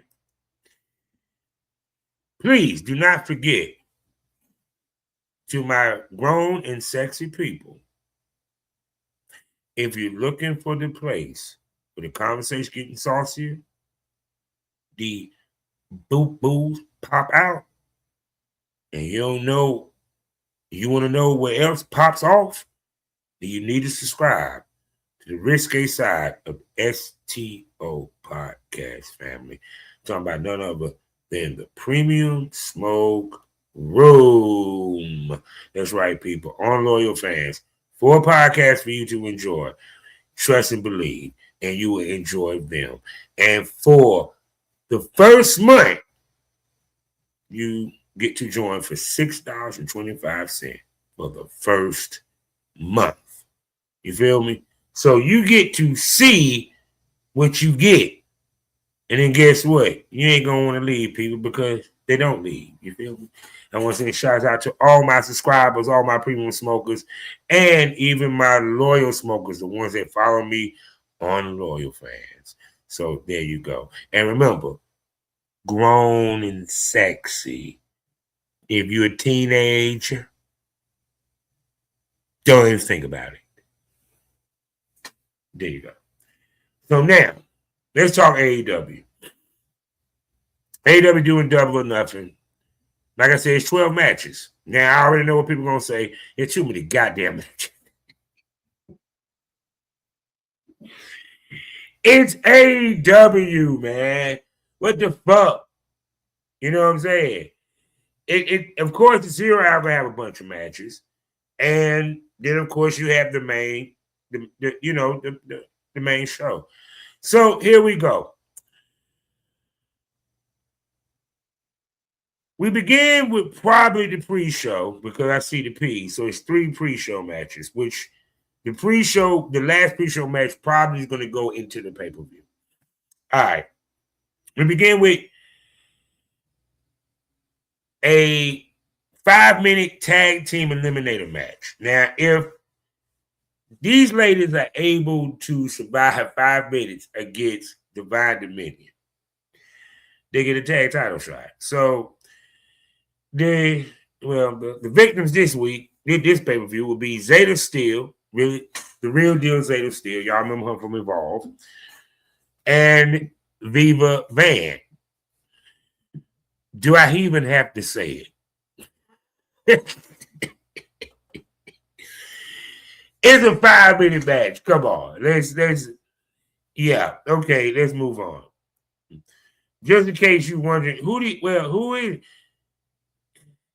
Divine Dominion? Ain't no way in hell it's going to be them two that going to survive 5 minutes. It's not going to work.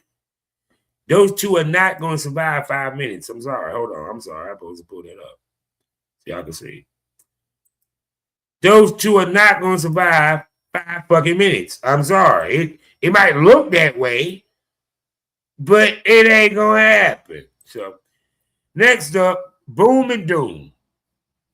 Now, Big Boom, AJ, and QT Marshalls, and the conglomeration with Mark Briscoe, Orange Cassidy, and Roderick Strong, with Big Justice, will go against the Shane Taylor promotion. It consists of Shane Taylor, Antonio Agogo, Captain Sean Dean, Carly Bravo, and Lee Moriarty.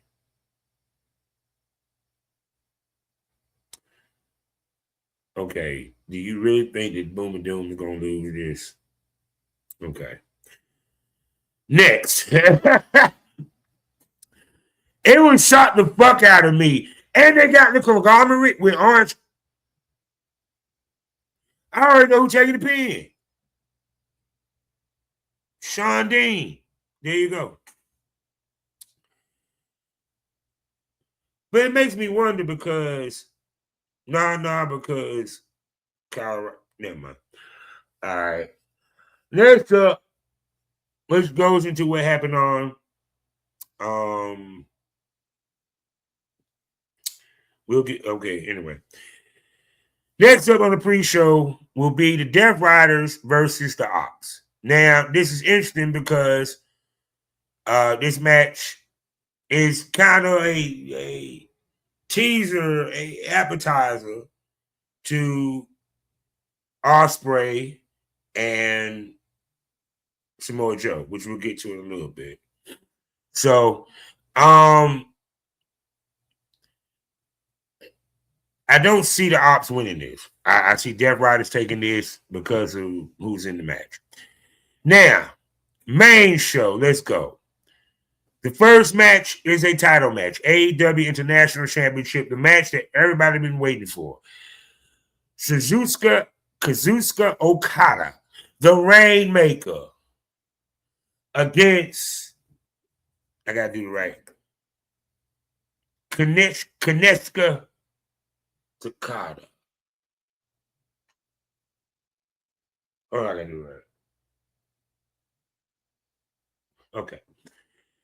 Now, this is a feud that been brewing for a fucking year, which actually had a match that went down during the Continental Classic, where Okada used, the screwdriver. Now, of course, you're the international title. You can't, but No. I think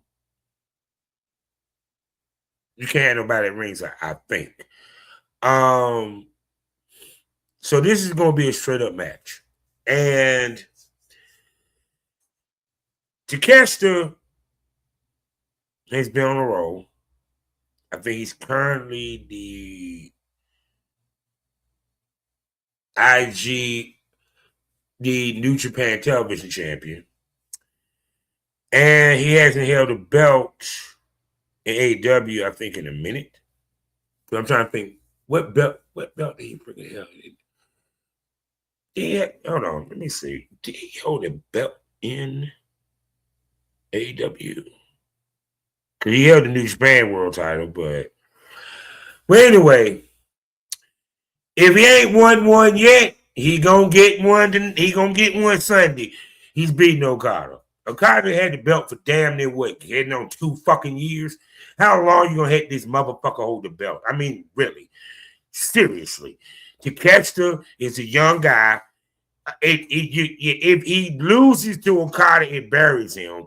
Plus, on top of that, it will make the tension between him and Okada even stronger because at some point, somebody got to leave the Don Callis family.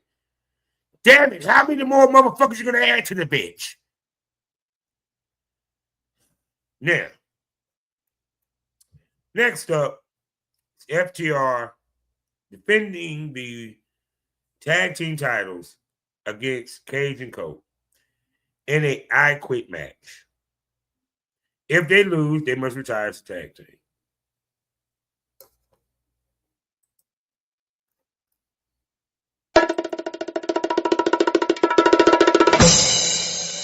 Come on, Christian winning. Come on, let's keep it running.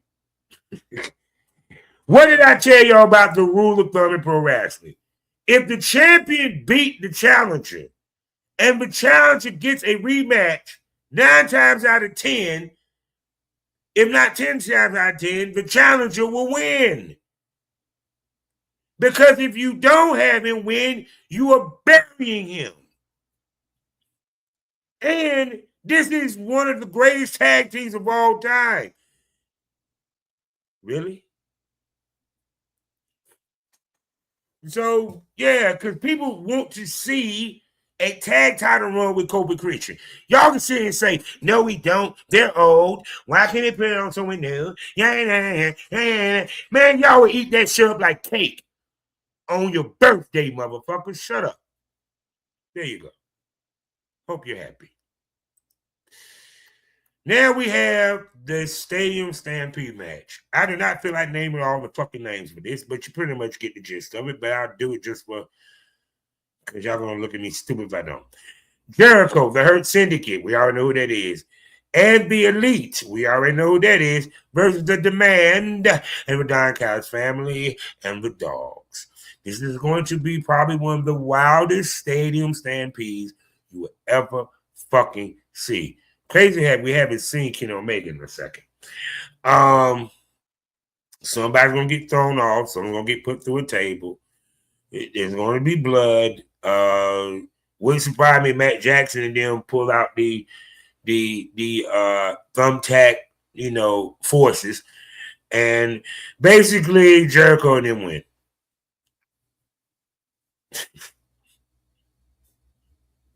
They just win. They're gonna win. There you go. Now we get to the women's world title. Tekla, Hikaru Shida, Jamie Hayter, Chris Statlander. Now, of course, Shida and Statlander is basically a reluctant tag team. It's safe to say a reluctant tag team. Jamie Hayter, of course, has had her shot at the title and she's a former champion. And you have 3 former AEW women champions in this match. And then, of course, Tekla is the champ. Now, Angle. I saw one of your video where you spelled that Tackler's title run. It's not been as special this and third. Well, I actually disagree. I think actually she's had a very special title run. The thing about it is, the whole point is, yes, she's the champ, but it's also to get over the Triangle of Madness. See, Flair was the world champion. We knew Flair was the man. But the whole point was to get the Horsemen over. You get what I'm saying? Because the simple fact of the clique. They all have belts. They all nasty. They work together. This, that, and third. They're going to make sure Flair going to be champ. Just it. Same situation here. Tackler has had great matches. I haven't seen a terrible match from her yet. Her personality, the way that she is on the mic, her promos, let's look at it. Her challenges has been top of the line. Let's keep it one. Top. I mean, y'all act like Tackler was going against a bunch of chumps. She defended that title.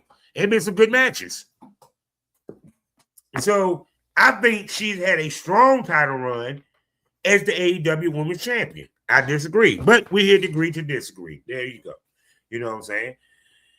But and once again, shouts out to Angle. I just love following him. If you ever listen to my channel, would love to chop it up with you on the show one day, bro. But now Tackler's retaining. The reason why you have 3 former AEW World Heavyweight World Women's Champion. We talk about lineage. Tackler defeating them elevates Tackler because she defeated 3 champions in the same match. And each of them had good reigns, well, except for Chris Statlander. I felt that she could have held the belt a little bit longer, but it is what it is. And plus, I'm sorry, Tackler just stand out. And she went to top heel quick. So now, next up, we got 2, not 1, but 2 Owen Hart men's quarterfinals. Now, Samoa Joe and Will Ospreay been having war words for the past couple of weeks. Will Ospreay's been chilling, working with, hanging with the Death Riders. Even to the point that they helped him get his neck healed. Samoa Joe feels some type of way. And there you go. Now, I found it interesting that they took these feuds and put them to the Owen Hart tournament. And I like that because now you're giving double emphasis with the tournament. Because not just I want to win the tournament. No, I got beef with the person that I got the quarterfinal match with. And you don't see that too often. I don't think WWE ever did that too tough. Now, they might have been beef created off of the King of the Ring, but never beef going into it. You know what I'm saying? Meaning you had standing beef that was going into the tournament. Just so happened they get matched up. This is going to be a good match. You know what Samoa Joe can do. You know what Will Ospreay going to do. But we're looking at the ascension of Will Ospreay to the AEW World title by the time we get to All Out in England, where he will win it in front of his countrymen. There you go. So, next up, this one is hard to pick. Bandito versus Swerve Strickland. Now, I don't think even one of them have ever been in the Owen Hart tournament.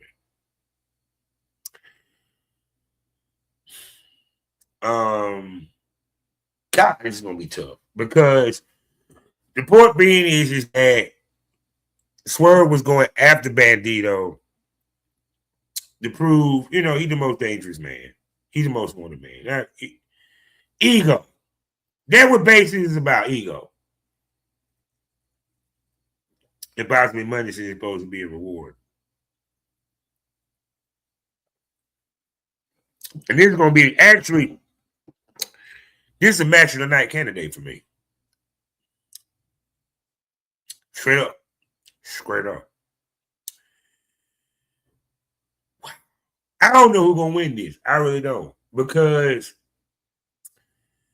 I need to see. Wait a second. Let me see the bracket. Do they got the bracket up? Let me see the bracket. All right, here's the bracket. So Swerve Strickland would go against. Oh.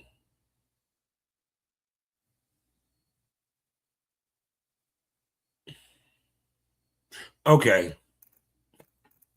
With that being said, because we just looked at the bracket,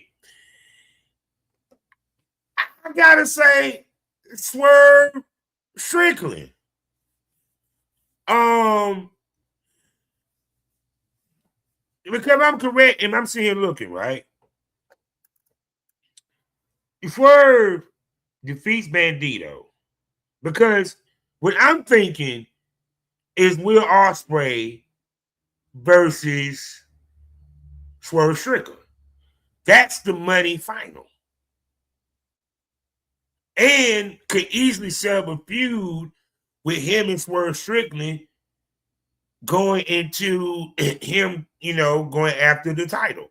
So, because the final will be at Forbidden Door in June. So, me, myself, like I said again, I really think, because here's the other reason why. Swerve Strickland defeats Bandito. I think Brody King defeats Claudio Castagnoli, because this sets up a rematch between Brody King and Swerve Strickland. Swerve proves again he's the most dangerous man, and he faces Will Ospreay. Because I don't see the purpose of Will Ospreay facing Brody King. And the reason why, because heel face dynamic. Swerve is more about Swerve not only looking to beat him, he's looking to put Will Ospreay on the shelf again. Brody's not going to think about that.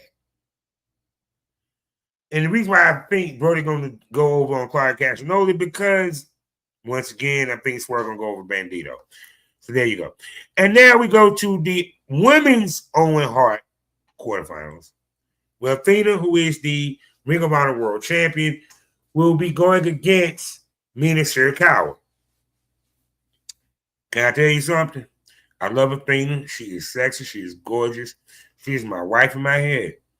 She will always be the favorite champion. But she's taking the loss first round to Mina Shirakawa. Why? Athena has been the Ring of Honor champion for the longest.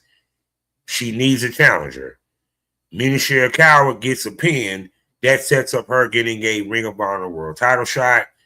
And let's be for real, at some point, Athena has to drop the belt. The only person I see that's over there at Ring of Honor, because they're not going to do the Billy Starks, which would make so much sense that one of the minions take the belt. I think Mina Shirakawa is the next Ring of Honor champion. So, with that being said, she needs a win to get that. Now, let me take a look at the brackets for the women. Because, of course, as you know, Willow, my baby, my other wifey, a fine ass, was injured. So, she not only had to, relinquish the CBS title, but she also will not be in the Owens Hart. The Owen Hart Cup. Now, with that being said, there's supposed to be a wild card. The question is, who the hell is going to wild card going to be? Okay, let me bring this in real quick before I go to the main event. Tony.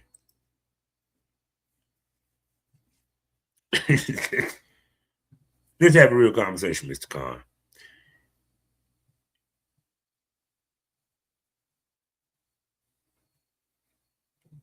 DMD. This is the perfect time.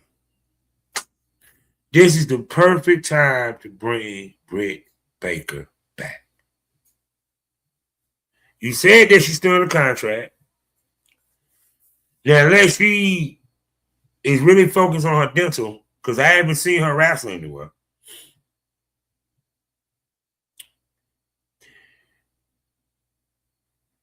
This is the perfect time for her to come back. And I'm going to be real with you, it will really elevate the women's division, especially knowing that All Out, she might be the challenger for THCa. Because I know what everyone is saying when you look at this. Excuse me. You look at this.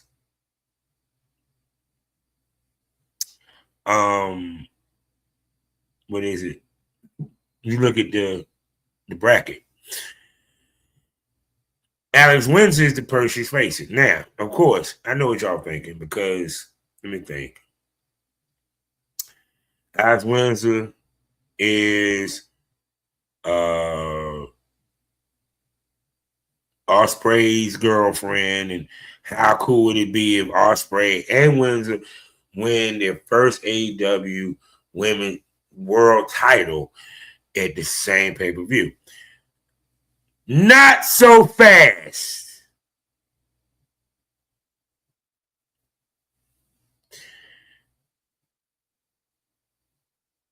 It depends on who they put in their wild card. Because if he brings back Britt Baker, he's beating Windsor. Because the bigger match, the bigger money match, let's keep it 100, is Britt Baker versus THCa. If that happens. Now, the other question is,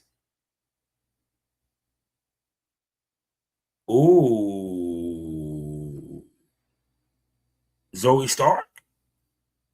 Well, she go by a different name now, but because she's been released and she put out there, she's ready for bookings. Or you could just slide my girl in there,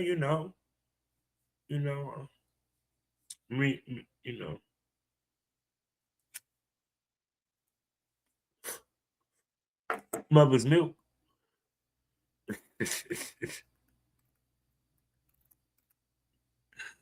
Wait, Marina Shafir. Yeah, see, I saw the name come slow sometimes.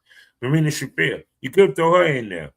But I'm curious how it's going to be. But what I think that the bracket's going to be, so I just give that, then we can go to the main event, go to the rest of the show. It depends on the wild card. If it's going to be whoever wins this, I believe he's trying to do the Alex Windsor and Will Ospreay. And I think he's trying to have Will Ospreay and Windsor win the prospective men's and women's title at the same show in Wembley. Like I said, but how I think it's going to be, Persephone going to move on. She's going to go against Alex Windsor. Mina Shirakawa is going to go against Sky Blue. I don't know who the hell Sari is. Let's see who's that. Oh, Joshi. Oh, yeah. No, we already figured that one out. Joshi is not, unless he's going to push Sheree. Sheree is losing to Sky Blue. The foul should be Alex Windsor and maybe Mina Shirakawa or maybe Sky Blue. No, I think it'll be Mina Shirakawa. But I thought I heard Persephone was hurt. Maybe she's ready. So there you go. Now, to me, it's a co-main event, but you get the picture. John Moxley versus Kyle O'Reilly. Now, I love how Tony has set this up. That the story is Moxley can't shake him. He tapped out Moxley. Moxley, I think, supposedly injured him storyline-wise during the last at the Continental Classic. He can't shake the ankle lock. This last Dynamite, they went to a time limit draw, and this is supposed to be no time limit. Now, once again, it's another one that's hard to pick.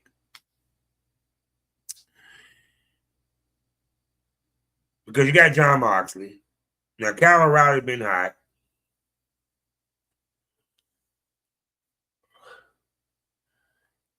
I think Moxley can stand to lose the Continental title. And I would like to see, I think Kyle O'Reilly gets the win. And how he gets it is he's going to roll Moxley up in the pin. It ain't going to be the ankle lock. Because Mox's going to be so concerned about trying not to be in the ankle lock. I think Kyle O'Reilly's going to outsmart him and pin him for a 1-2-3 by rolling him up to win the Continental Championship. And I think he's going to set off a feud between him and Kyle O'Reilly over the title when Mox is obsessed to get a win. I'm just saying. Now, we at the main event. I'm sorry I ain't showing you the rest of that. Y'all good. MJF tries to regain the title from Darby Allin. If Darby wins, MJF loses his hair. If MJF wins, he gains a third AEW title reign. Now, I've been on here 2 hours. This might be a 20 to 30 minute talk. Let's have a real conversation, shall we?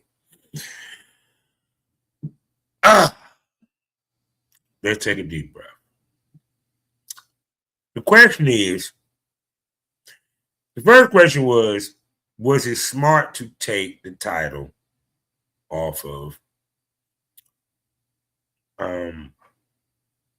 MJF? Now it then turned to, should we take the title off of Darby? Luke from Russell Stock said he said the match between him and Speedball wasn't as good as the previous matches. I think it was as good. It's just you saw a different style. He's going against a straight striker. He remember y'all say styles make fights, right?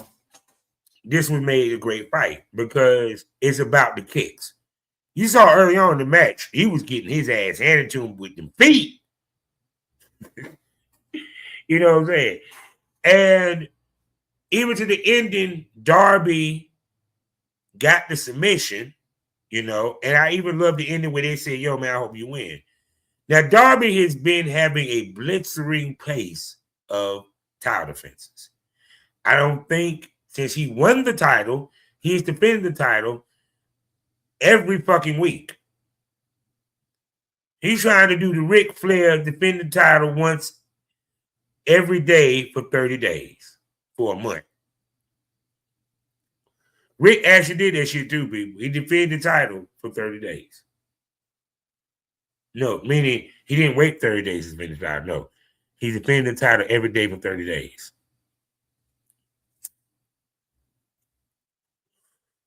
But lost to Dusty Rhodes on the last one. But the point I'm trying to make is that all the matches was good and compelling. I know the ratings did go up for AEW on TV. I'm sorry. Darby is really, I ain't gonna front. He done took the mantle and ran with it. The Sammy Guevara match, that shit was great. I can go down the list. And MJF, worried about their hair. The last week, where he was walking past and he saw the bald people. I almost got his hair cut last night. Well, Wednesday night, because I'm recording it Thursday. I'm recording it late, so I'm sorry. Y'all have to get it on Friday. But the point I'm trying to make is that it made me wonder, would they cut MJF's hair? But let's be real, people. MJF got movies coming up. They needed a stake that made sense. Take his hair. And somehow, some way, probably damn near a 30-minute match. Wouldn't surprise me MJF get busted open, or even Darby, or both. But MJF gets his third title run. I believe they wanted Darby to be a transitional champion, and they wanted to test run a Darby title run and see what it looks like, so they can go back to it down the line. You know what I'm saying? I truly believe when they do transitional champs, it's really the test run to see if that guy can actually be a champion down the line. And meaning we need to go to him as a champion because that transitional run was so nice. Yeah, we might have to get that back on you. And I truly believe Darby will get another title run. MJF gonna be the guy that's gonna probably have the most title reigns after it's all said and done. It depends if he don't need to go to WWE and stay in AEW for a minute, you know. But no, I think MJF retains the title because I think Tony figured out MJF need to be champion every 2 years. He needs to be around the world title. It helps the world title. It helps AEW. It helps television. So, in my opinion, if you ask me, MJF gets a third title run, you know, because like I said, the money match is Will Ospreay and MJF. Trust me, MJF, the last time it was in England, the feud that they had, you know how much heat MJF got? And imagine how much then you got him talking America. And right now, you know the world hates America. London, England, the European Union, they can't stand our ass right now thanks to Trump. So imagine MJF and Ospreay in his hometown. The perfect villain would be MJF. There's nobody else.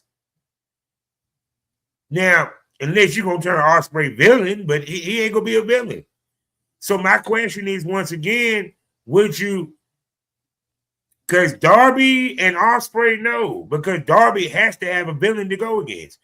Will him and Ospreay have a great match? Yes. But do I think it will be a money match that will draw compared to MJF versus Ospreay? Hell no. Not now. Now, if you turn Darby heel, we know that ain't going to happen. And trust me, if you ever seen Darby as a heel, he's a good heel. Please bring Priscilla Kelly into AEW. But why y'all stop? Why y'all ain't done that yet? Okay, there you go. So that's my thought, my predictions on Double or Nothing. Now, I don't think I'll be able to get to see it. I thought about renting it, but we'll see. I might. I think it might come on there. AEW something, but we'll see.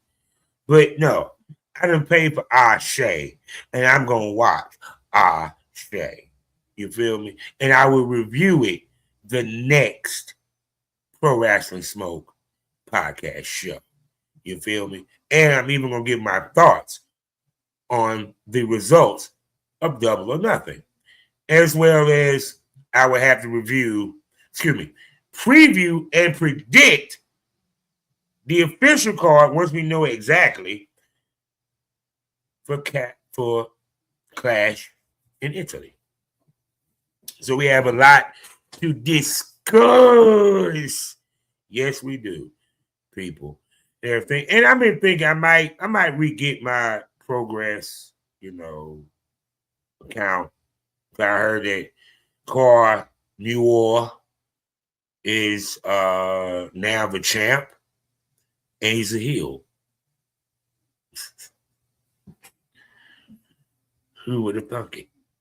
So there you go. And I think at some point the Mass versus Mass will the Americana Grande is going to happen. So I wonder how they're going to work since she got arrested. So with that being said, we're at the end of this show. I'll be back next week with more pro wrestling punditry with that smoke.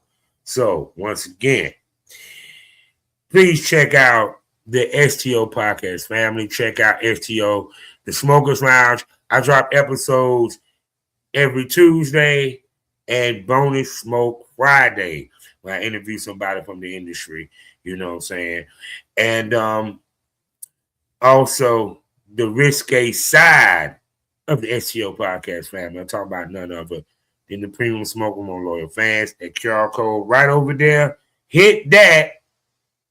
It'll take you where you need to go. Please subscribe. It's great extra content. Boobies with some conversation.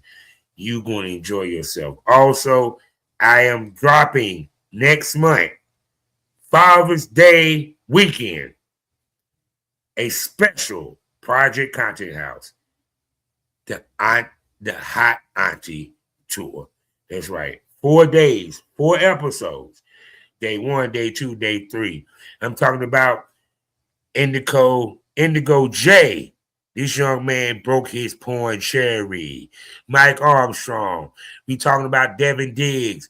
We talking about Mr. Big Dick. Livy Blaine. Holly Huntress. T.T. Paul. Alfonso Lays. Sean Tail. God dang it. I'm trying to heavily experience. Damn, if I ain't name you, I'm sorry. But all of them, and you get to see them, and yeah. You get to see the inside of a content house. And this was all during XBiz weekend. So yeah, it was lit. And trust me, you need to subscribe to see it. Be on the lookout for the trailers, though. There you go, people. So now with that being said, you know how we end these things all day, every day. Life is a learning experience. What's the point of the experience if you haven't learned anything? Smoke this over. I am out. Damn, they gave y'all 3 hours. Shit. I hope y'all enjoyed it.